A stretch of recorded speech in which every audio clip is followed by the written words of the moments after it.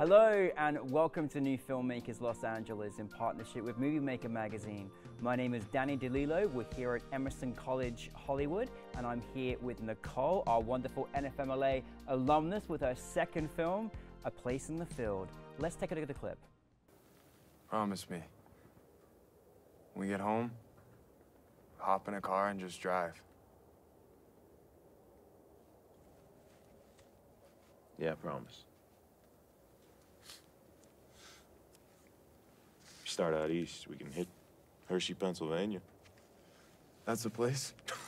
Yeah, dude, that's a fucking place. What have you seen? Nothing. Jesus. Nicole, we return. Yes. My goodness me, I mean, it feels a long time ago since you were here, but it wasn't, it was a month. And I'm so delighted now we get to celebrate your feature presentation of A Place in the Field. Well done. Tell us a little bit more about A Place in the Field.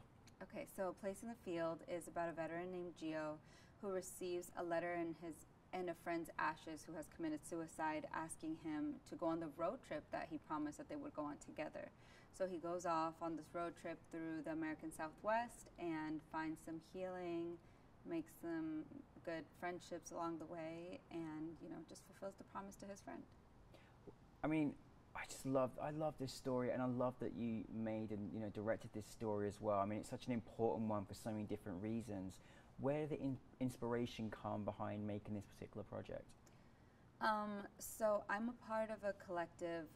It's like an artistic collective. We have a mentor named Gabe Del Vecchio, and so in that, he's kind of helped me get into the actor studio, and then we have a lot of writers in there, directors, actors. So three of the writers from the group had been writing the story, and then one of them is active military, Bluesman. And so when the pandemic hit, they were just like, should we go make this movie since nobody's doing anything? And I was like, sure. Obviously there needed to be rewrites, and I think they needed to get deeper into character and character-driven story.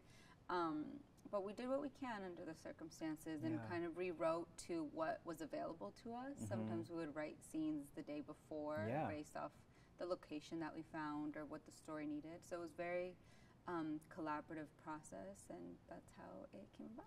That's amazing. I mean, kudos for being so proactive during a crazy experience and time period.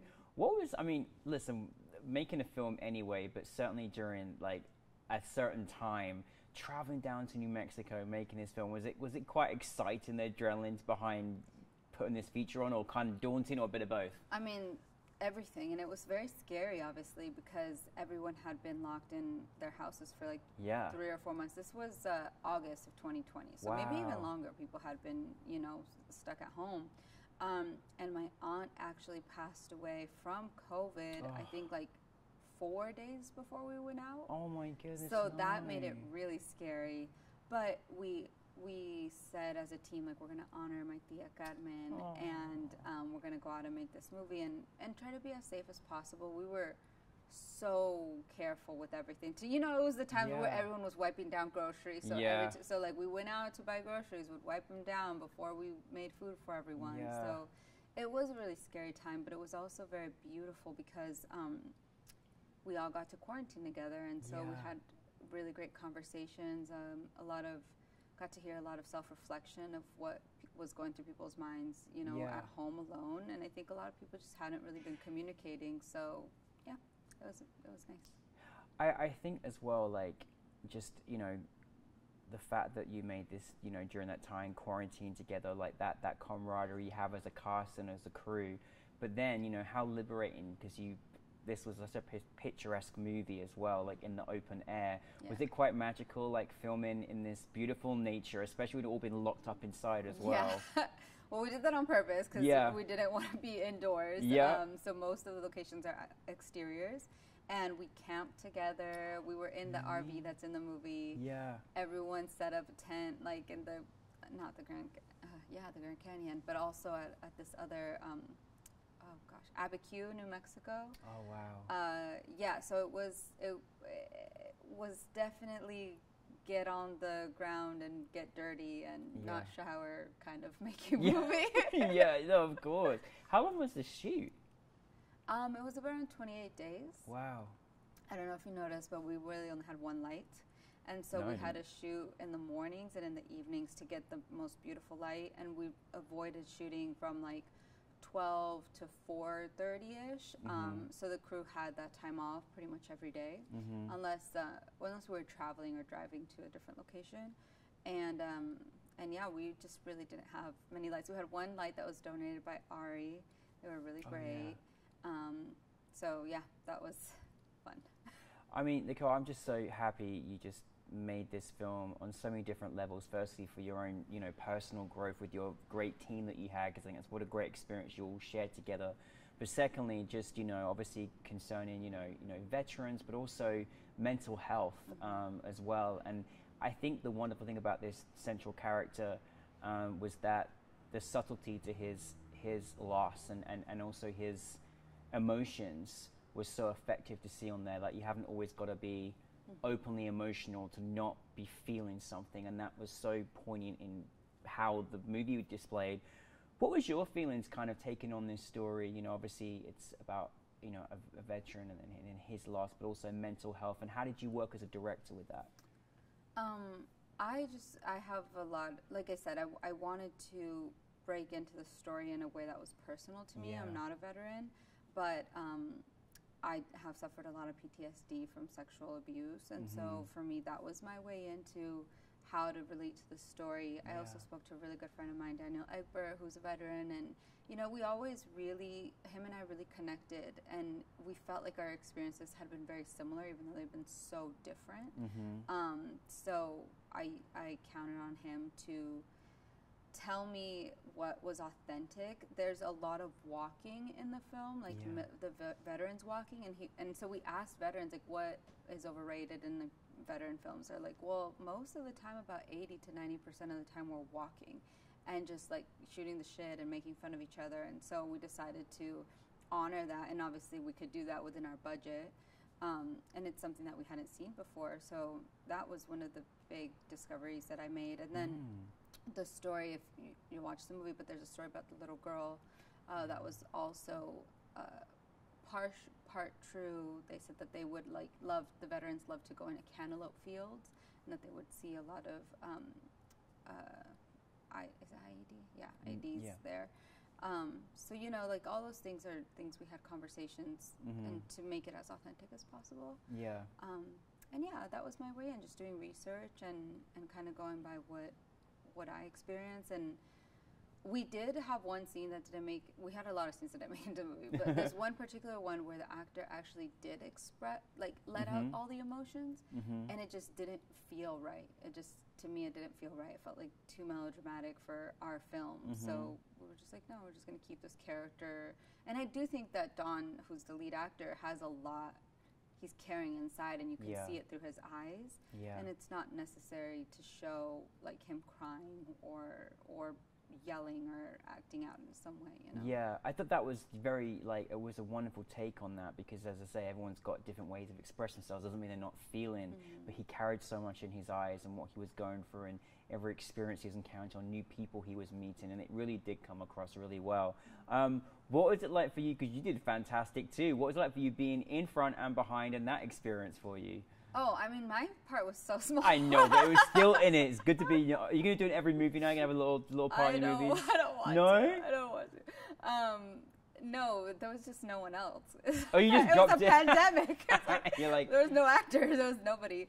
And I was like, oh, who's going to play Pablo? I guess I'll do it. I love it. I love it. But it was so freeing, because we did that in the white sands, and I got to just dance and let loose and be physical. And my poor Steadicam, it's one day that we had to study, and his name's Day. He was following me around for like 10, 15 minutes on the camera, and he was drenched, but he was like, but it was like a dance between the camera and myself and him, and it was we had a hard time cutting that sequence because we had so much footage. It's a great scene, It was so fun. It was so fun. And then the pink skies and the white sand. It was just, it was so beautiful.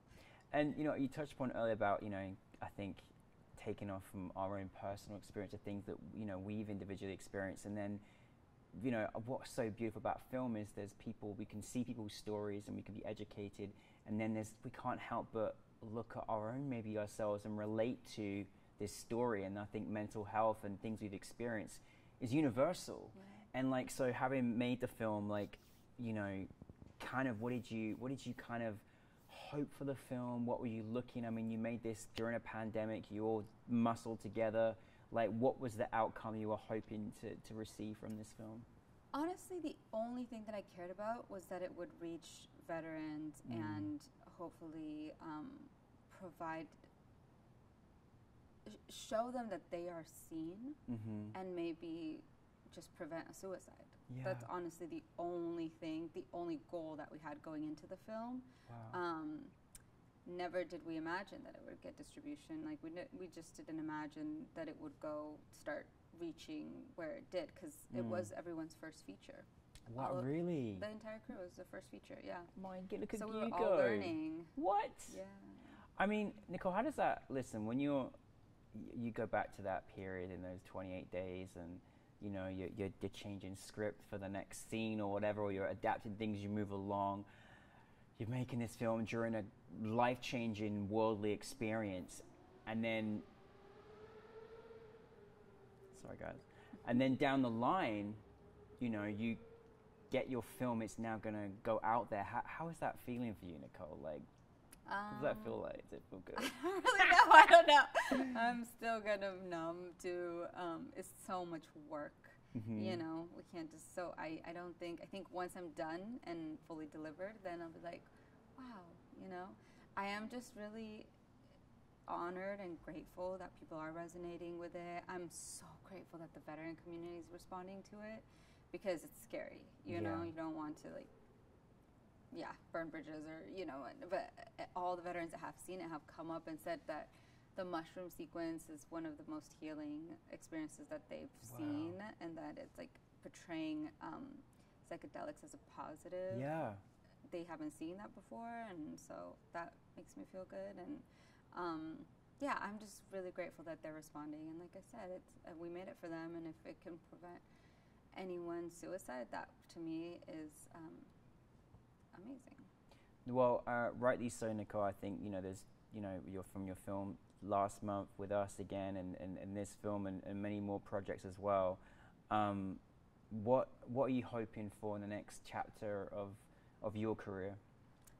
I'm writing my next feature right now. I actually just came from my writing session, and I'm really excited about it, and I can't wait. I'm obviously going to pitch to Lionsgate first. Yes, of course. And building those relationships is such an important thing. Yeah. So that one, I didn't realize I was going to be known as like a road trip kind of filmmaker, but this one's also about two bottle service girls who go to Mexico and have to go on the run, and so now it's becoming another road trip film, only in Mexico, so it'll be fun. Where are you going to shoot in Mexico? Yeah. Whereabouts? I want to go from Tulum all the way up to America. That's amazing. That's a long journey. Is this I don't know how far we'll make it on that journey. Is this a thing now? You're going to have, is this road trip movies now? Is this going to be a new Nicole special? I did not, it was not the goal, but I guess it's happening. This one's fun though, because there's like ferries involved and motorcycles, and it's kind of like, it's mixing it up a little bit more. It's an action about two women, so yeah, that's what I'm working on. I think what's exciting, I think you've always got a really good reason for why you're making a film and who you're making it for, as well as your wider audience, and I think that's something special. Is that something that, you know, with the films you want to make, that you just really want to hit, like, the people that you're maybe making it for? Is that something that's kind of important to you as a filmmaker? Yeah, it's really important for me, and I just met with a participant actually, and they told me about how they work and how, you know, that their activism along with their films, and I was like, oh, that's what I've been doing, you know. I didn't know that other people were doing it too, and so it's really exciting to know that and to look out for these companies and maybe collaborate with them. Yeah. Because something that we're doing, and I said it yesterday in the Q&A, is meeting with the Air Force Base and screening the film there for not only the veterans or active duty, but also with the families who have been suffering suicides amongst teenagers. Yeah, that's amazing. That's amazing. Nicole, I think you're someone that's, you know, you're making these great films, but you're also doing the thing that I think is a scary part, which is getting them over the line to the next level, the next chapter, and you know, get into the distribution phases and getting to that point and working on set with fantastic people and building yourself and your career as a filmmaker up. What advice do you have for people that are trying to get over the line? Like, you know, when you're just kind of too scared to get the next step or not knowing where to go, how do you keep yourself moving forward in that respect? So I've been having a lot of people reach out to me lately, and I keep getting the same question, which is this, and how do you do it? And there's no answer except for you have to go out and do it. You cannot be scared. You just have to go. You cannot wait around for someone to do it for you. You can't wait for someone to give you money. You can't wait for someone to write your story. You just can't wait. Otherwise, it will never get done, and you keep putting excuses, you know? And I know that it's scary, and I know that there's a lot of fear that goes behind it, but in the end of the day, we're making a movie. Yeah. Like, it should be fun. It's not really that scary. You know, like, we're not, and I'm so grateful we're not in Ukraine, we're not in Iran, we're not in these positions. Like, that's scary. Yeah, right. You know, so just pursue your dream, and who cares what anyone says. The people will say that you can't do it, but you're the only one that has the power in your hands. Well, you're doing it. Thank you for inspiring us as always. It's such a pleasure to have you here for the second time, and we're so proud of you, and congratulations on your film. We're so happy for you. Thanks, Dan. Thank you. Nicole, everybody.